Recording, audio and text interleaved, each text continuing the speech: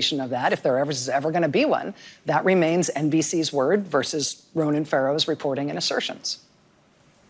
In terms of the specific question of women signing away their right to speak about any such incidents, well, there we actually have a little bit of news tonight. NBC News is now telling us on the record that there is nothing in any non-disparagement or non-disclosure agreement that anyone may have signed with this company that can legally prevent you from talking about your experience. Here's the statement from NBC Universal. This is from a spokesperson from NBC Universal. Quote, "Any former NBC News employee who believes that they cannot disclose their experience with sexual harassment as a result of a confidentiality or non-disparagement provision in their separation agreement should contact NBC Universal, and we will release them from that perceived obligation." So that's new. That's news. As to whether or not any external review will be done of the handling of the Weinstein story and why that story couldn't be broken here, but it later broke with another news organization, whether the company would submit itself to an external journalistic review to try to restore some confidence that the company isn't just, further investigating itself and clearing itself on issues like this. Well, again, we did get a statement on this time from NBC News. Short form, I'll tell you their answer is no, that's not going to happen.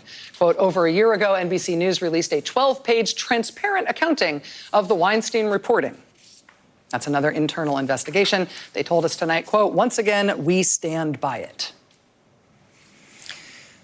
So since Ronan Farrow's Weinstein reporting and the saga to get it to print described in his book, you should know that he has gone on to break stories about decades worth of allegations of sexual harassment and assault by the chairman of CBS, Les Moonves, one of the most powerful television executives in the history of this country. Those allegations led Moonves to resign last year. Ronan Farrow also reported with Jane Mayer the stories of 4 women who accused New York Attorney General Eric Schneiderman of physical abuse. Schneiderman resigned his post as New York Attorney General 3 hours after that story broke in The New Yorker.